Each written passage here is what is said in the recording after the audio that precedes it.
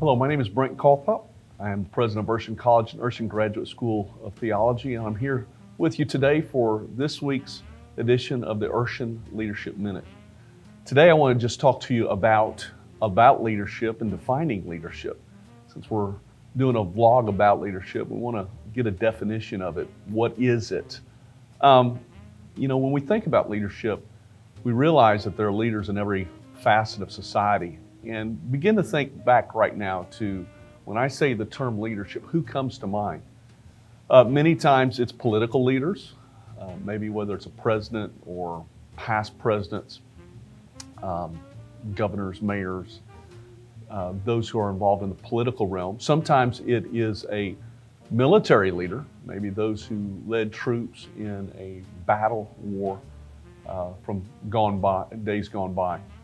Hopefully, for those of us in the church, we think of pastors and maybe even denominational organizational leaders who have navigated us through the times of our past.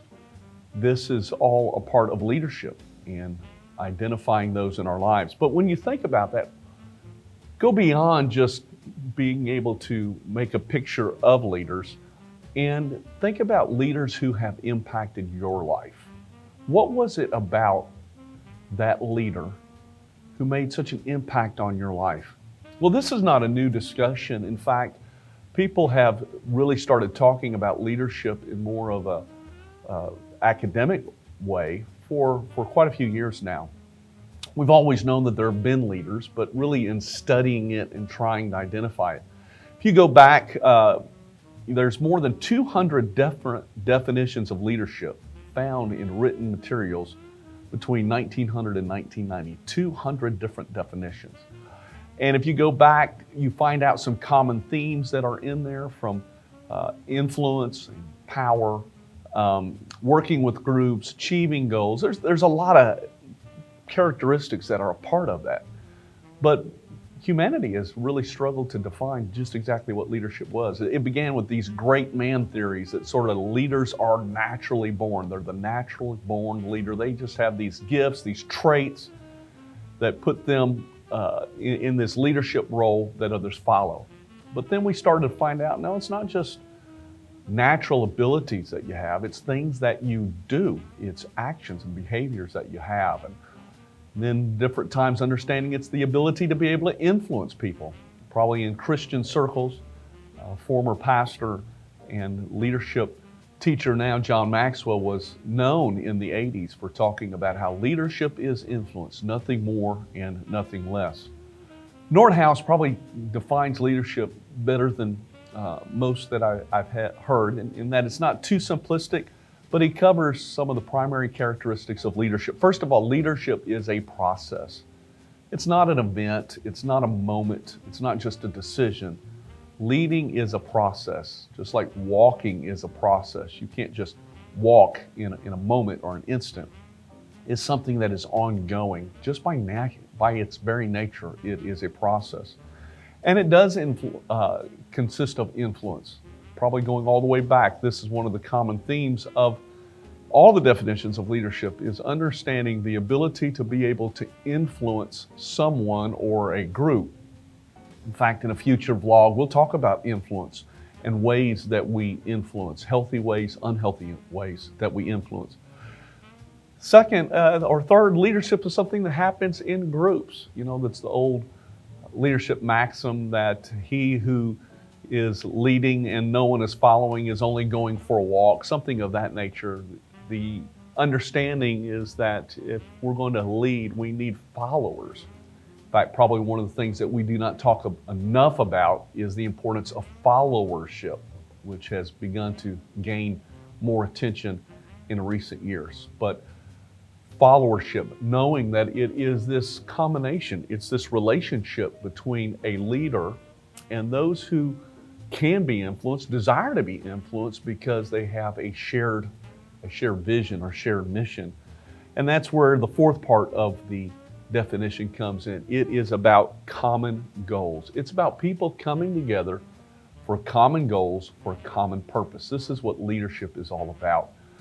When we think about it in the world and in our church, we understand the importance of leadership. This is not something that really is man-made. This is something that is God-ordained from leaders in the home and leaders in the community, leaders in the church, leaders in the kingdom. God has always called people to lead. Romans 12:8 talks about people who are to lead with diligence. And so whether it is me being a father and a husband and leading in the home, or a pastor of a church, or even involved in an education institution or an organization, we are to lead with diligence. And the reason is because there are people who are following, and there is a great mission to be accomplished. We in the church have the greatest mission in the world. It's the Great Commission, to make disciples, to go into all the world, to preach the gospel. And we believe that we can do that effective and efficiently as we organize together. And anytime you come together to organize, you're going to need leaders. Leaders are about transforming values into actions. Leaders transform vision into reality. Leaders transform obstacles through innovation. They transform separateness to solidarity, and they transform risk into rewards. These are the things that leaders do. In talking about the importance of leadership, in closing, let me share with you some research that came from a leadership expert by the name of Jim Collins. Jim Collins is a researcher. He researches organizations. He's known for the best-selling books, Built to Last, Good to Great. And he shared one time that when he was giving his research team their orders in doing the research for Good to Great, trying to find out why companies who were good could make the leap and become great, one of the instructions he gave them, he says, don't come back to me and tell me it's about the leader. In fact, Jim Collins will share that he thought that leadership had become, or the leader, it had almost become like, the miracle, the magic bullet, and that it was so easy for people to say, well, it's the leader. Leader gets all the blame, leader gets all the credit, and he thought that researchers were really being lazy. They weren't drilling down, digging down to find out really what contributed to organizations making the leap from good to great.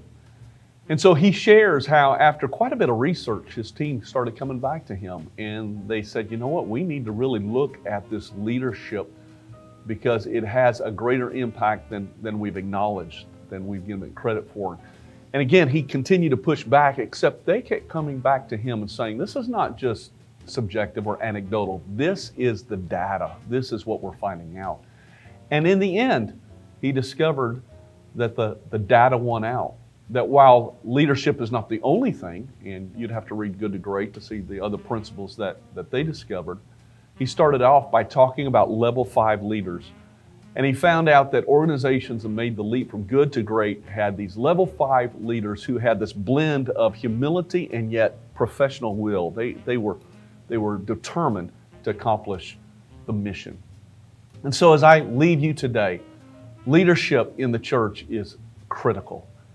And it's very important that those of us who are called to lead, that we do so with diligence, that we have a common vision and values to help bring an organization together where we can be more effective and more efficient in fulfilling what God has called us to do. And so those of you who lead with diligence. Those of you who are following an organization, become committed to being a great follower, and let's work together to accomplish something great for the kingdom of God.